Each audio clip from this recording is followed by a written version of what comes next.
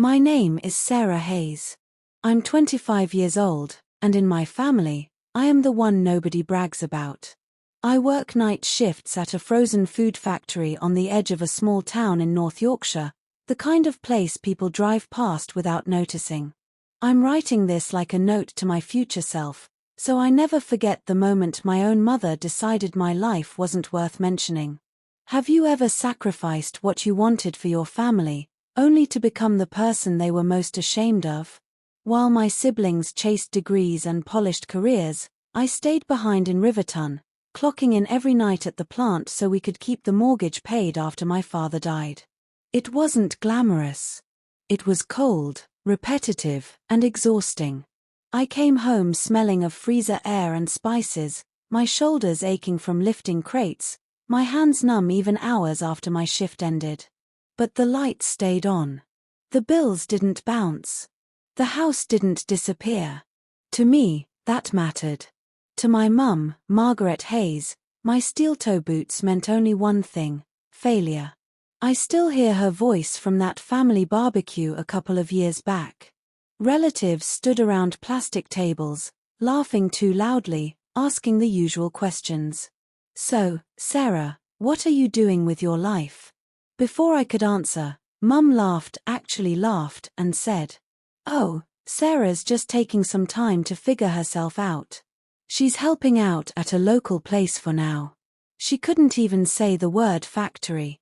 Later, when I tried to explain that I was working overtime to keep us afloat, she pulled me aside, her smile snapping into something sharp.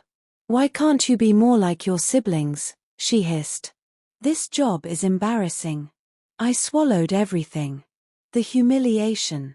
The anger.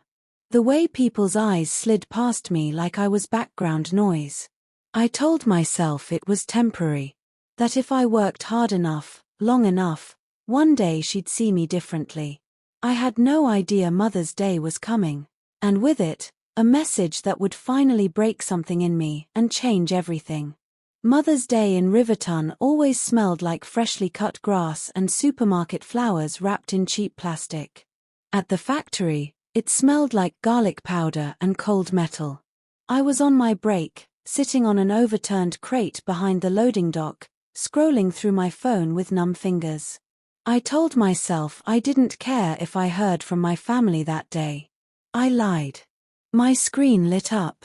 Hayes family group chat. My chest tightened. For a second, I imagined my mum sending something simple. "Love you all.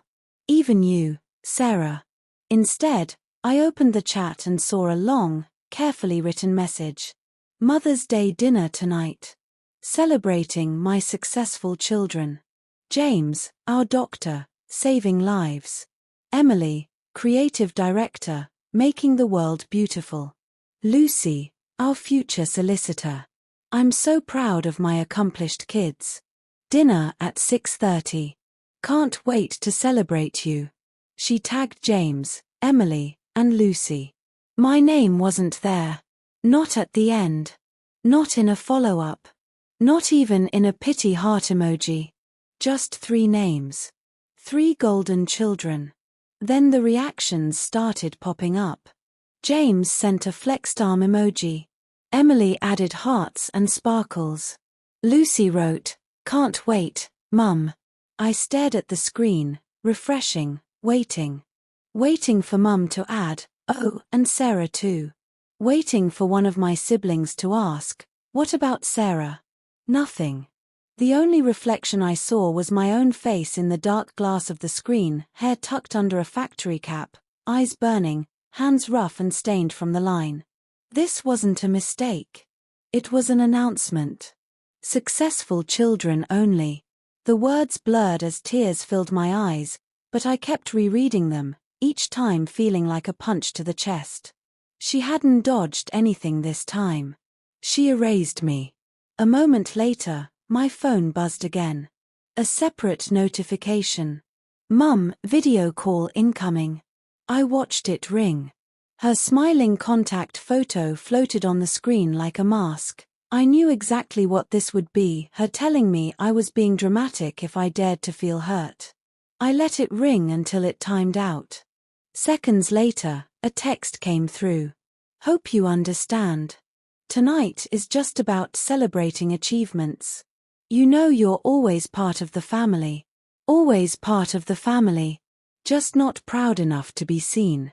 Have you ever watched your own mother type a sentence that proves you're only a footnote in her life?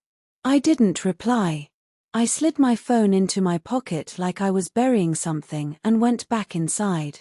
My hands moved automatically on the production line, but something inside me cracked and something colder, steadier clicked into place. They had made it clear where I stood. So I decided it was time I made a decision of my own. The morning after Mother's Day, my alarm went off at 4:30 a.m., the same dull buzz it always made. But for the first time in years, I didn't wake up wondering how to make my mum proud. I woke up wondering why I'd given her that power for so long. The sky outside my flat was still dark, the street quiet except for a fox darting between bins. I lay there staring at the ceiling, replaying the message again and again. Celebrating my successful children. Not my children. Not my family. Successful. That word had always been her favorite weapon. After my shift that evening, I sat at the small kitchen table in my studio flat, still wearing my work hoodie, boots kicked off beside the door. I pulled out a notebook and a pen. At the top of the page, I drew a line down the middle. On the left, I wrote, "Stay connected." On the right, "Cut ties." It felt dramatic, but I needed to see it in ink. Under "Stay connected," I wrote, "Holidays with family. Maybe one day she'll accept me. Not being the bad daughter." Under "Cut ties," I wrote, "No more humiliation. No more waiting to be included. Space to build a life on my terms. Peace." The right-hand side filled up faster. Still, my pen hovered above the page. Who cuts off their own mum over a text? The thought sounded exactly like her voice. My phone buzzed. The family group chat exploded with photos from the Mother's Day dinner. Mum smiling between James in his crisp shirt and Emily in a tailored blazer. Lucy holding a bouquet, laughing. Everyone leaned in close, like a picture-perfect advert for success. Under one photo, Mum commented, "My 3 shining stars, medium white star, medium white star, medium white star." My chest tightened so hard it hurt to breathe. A separate message popped up from James. "Heard you were busy yesterday." Mum was a bit hurt. She didn't mean it like that. Don't make everything so dramatic. Then Emily. You just need to show up more with your career stuff.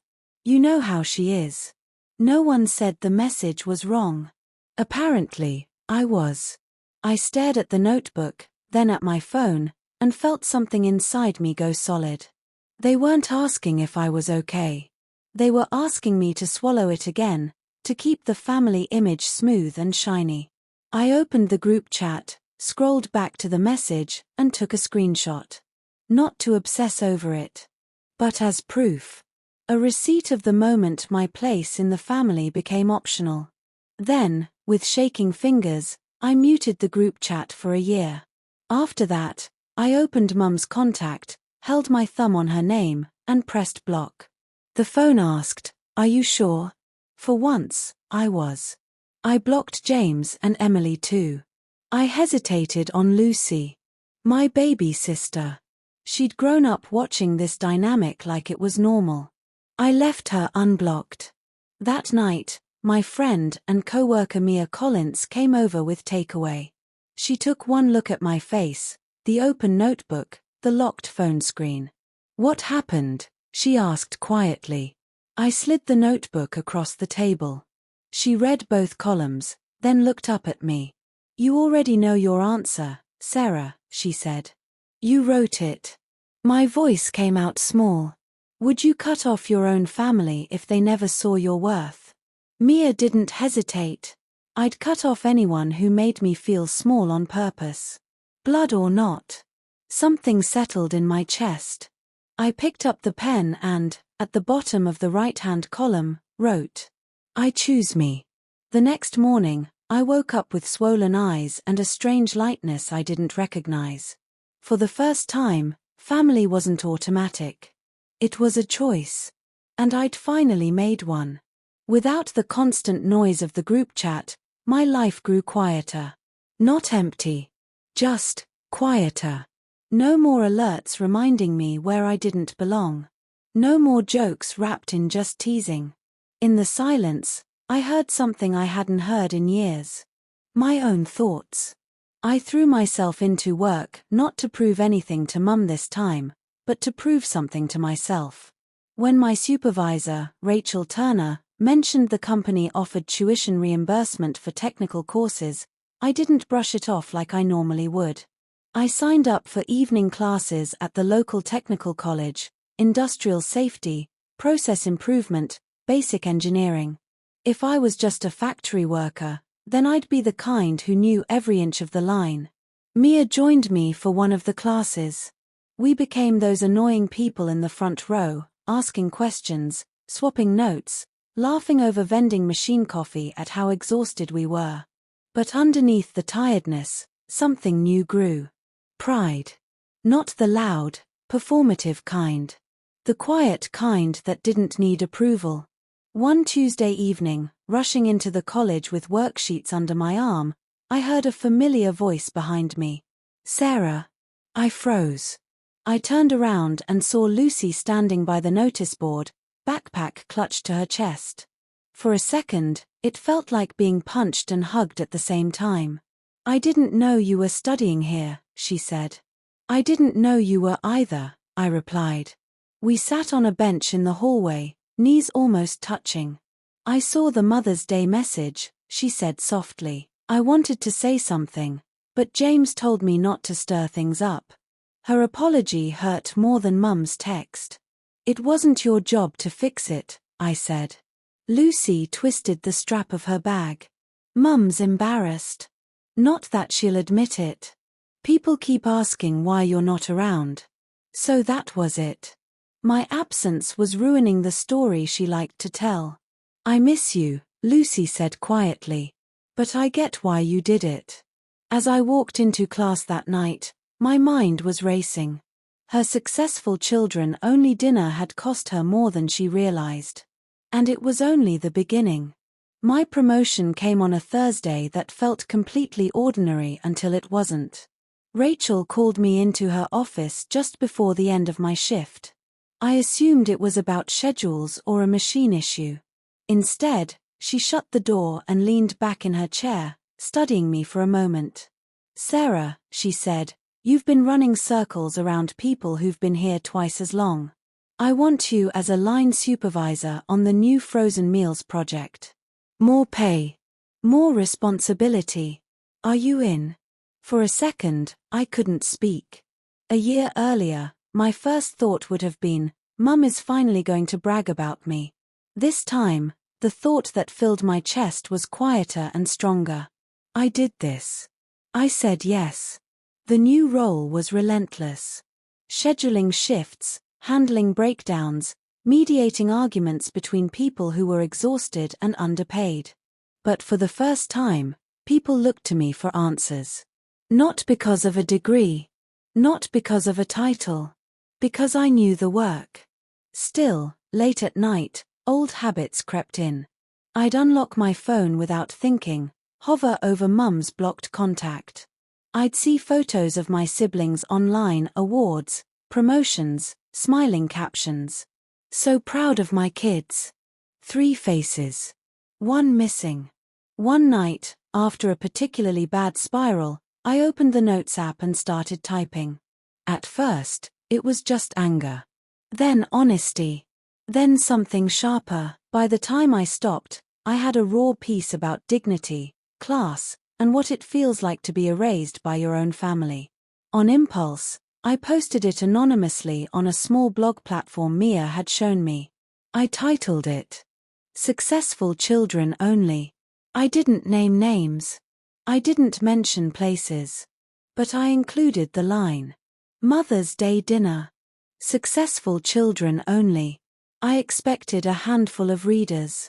Within a week, thousands had seen it. Comments poured in. My mum did this when I became a mechanic. I thought I was alone. Cutting contact saved my life. Strangers understood me in ways my own family never had. Then something strange happened. A woman from Mum's church, someone I still followed online, shared the article with the caption, "Parents, please don't do this to your kids." The story was moving through the same circles Mum lived in.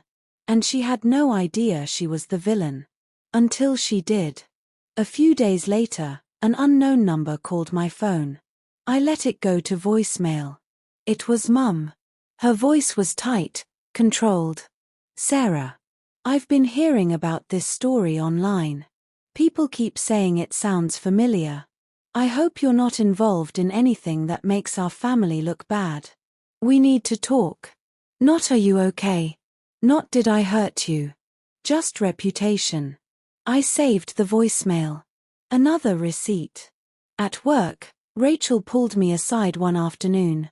"I read something online," she said carefully, "about a daughter excluded from a Mother's Day dinner.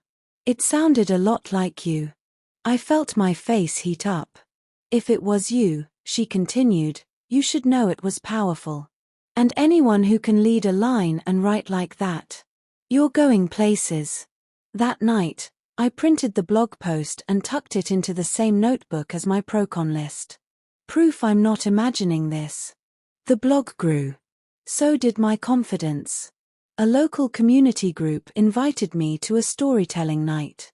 Theme: when family crosses the line. I almost said no. Writing anonymously was one thing.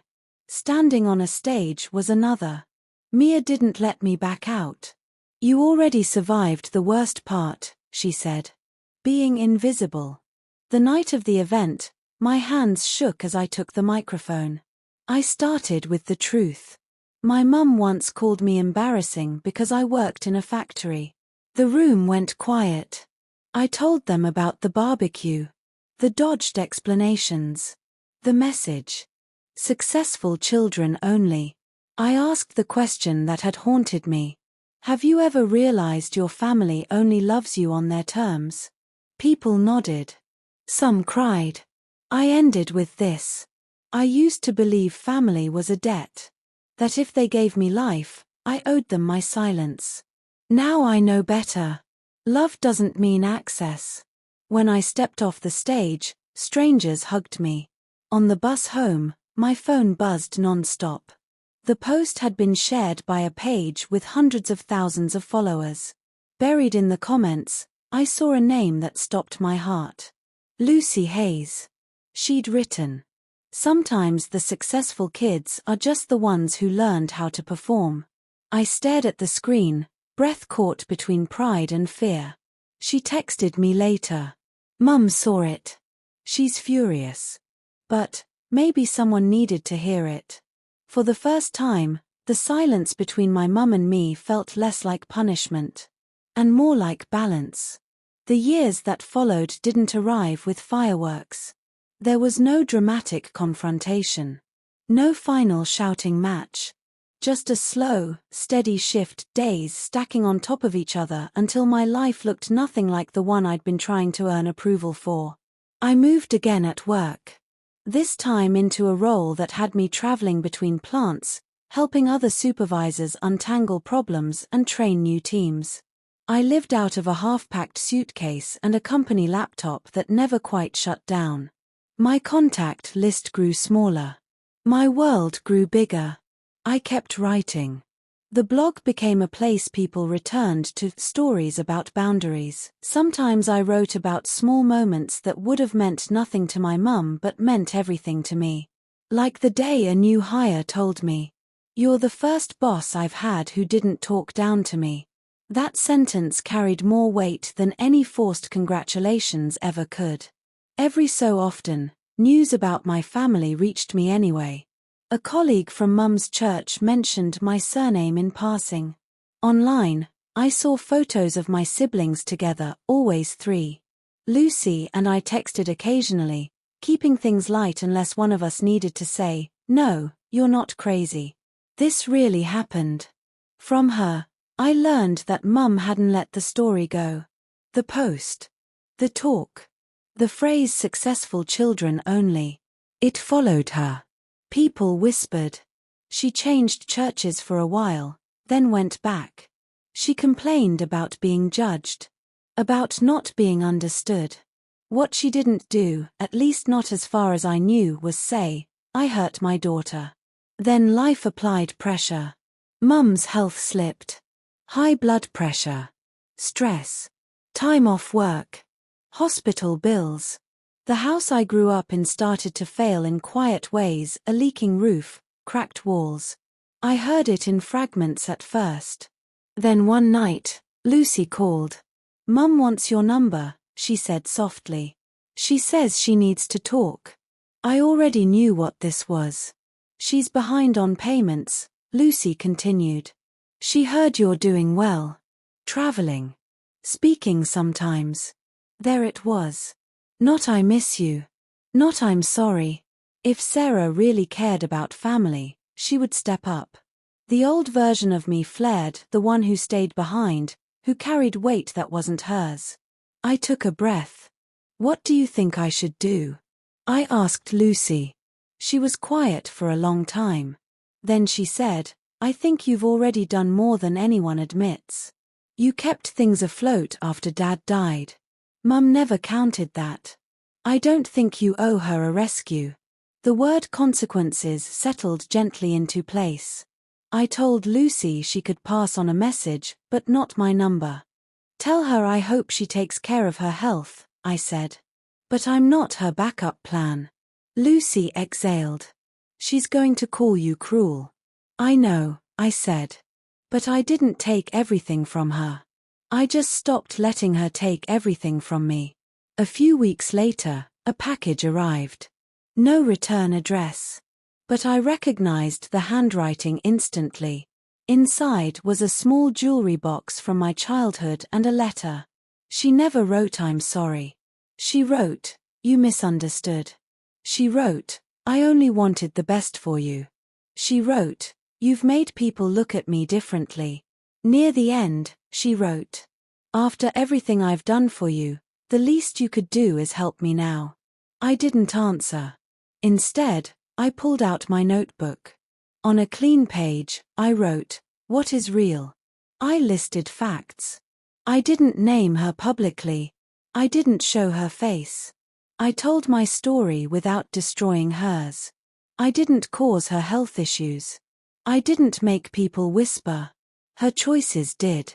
Then I sent one message through Lucy. "I hope you take care of your health and find support. I'm not able to step back into this role. I wish you peace." That was it. No reopening wounds. No explaining myself to someone who never listened.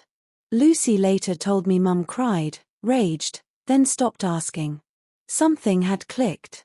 It didn't feel like victory. It felt heavy, sad, and strangely calm. There's a grief that comes with choosing your peace over a relationship you spent your life trying to fix. People like neat endings. Real ones aren't neat. I still miss the idea of a mum. I still flinch at old memories. But missing someone doesn't mean inviting them back into the role that broke you. A while after the letter, I wrote one last post about my mother. Not angry. Not sharp. Just honest. I wrote about receiving her words and choosing not to let them pull me back into the same role. I wrote about how it's possible to hope someone gets better without volunteering to be their medicine. I ended the post with the truest thing I'd learned. Sometimes the kindest thing you can do for yourself, and strangely for them, is to step out of a role that's destroying you. Love doesn't always mean access. Forgiveness doesn't always mean reunion. When I hit publish, I didn't feel triumphant. I felt finished. Like I'd finally told the whole story, not just the parts that made me look strong, or her look cruel, but the complicated middle where love and damage lived side by side. That night, I stood on my tiny balcony and looked toward the factory lights glowing in the distance.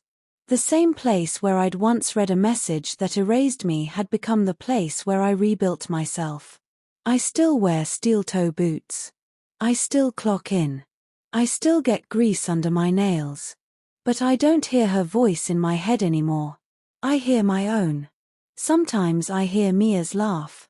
Sometimes Lucy's quiet honesty. Sometimes strangers thanking me for saying what they couldn't.